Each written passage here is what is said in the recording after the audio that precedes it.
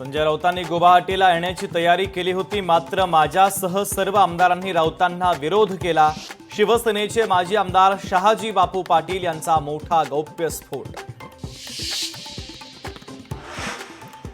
अजितदादांनी राज्याचं सारथ्य करावं, पांडुरंगाच्या मर्जीनेच महाराष्ट्रात राजकीय उलथापालथ होईल, आमदार अमोल मिटकरींचा मोठा दावा। तेजस्वी घोसाळकरांनी भाजपसोबत जाण्याच्या चर्चा फेटाळल्या, पक्षासोबत निष्ठा कायम असल्याचं घोसाळकरांनी केलं स्पष्ट। अनैतिक संबंधामध्ये अडसर ठरल्यानं आईनं स्फोटच्या 2 लेकरांना संपवलं, रसगुल्ल्यामध्ये विष टाकत मुलांना खायला दिलं। उत्तर प्रदेशाच्या मुझफ्फरनगरमधील घटना। अपहरण झालेल्या बिल्डरची फिल्मी स्टाईलनं सुटका, प्रसंगवधान राखत कारमधून उडी मारत सुटका। छत्रपती संभाजीनगरातील घटना। निवडणुकीचं फुटेज आता 45 दिवसांमध्ये नष्ट करणार, केंद्रीय निवडणूक आयोगाचे सर्व राज्यांना आदेश।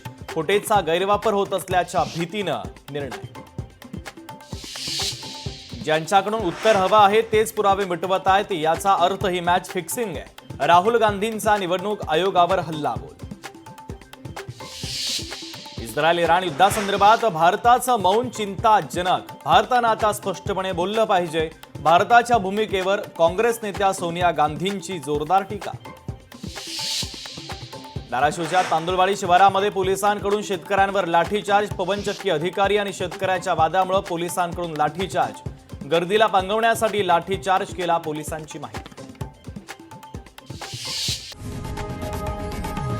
लोकशाही मराठी ऐका, पहा, जागरूक रहा।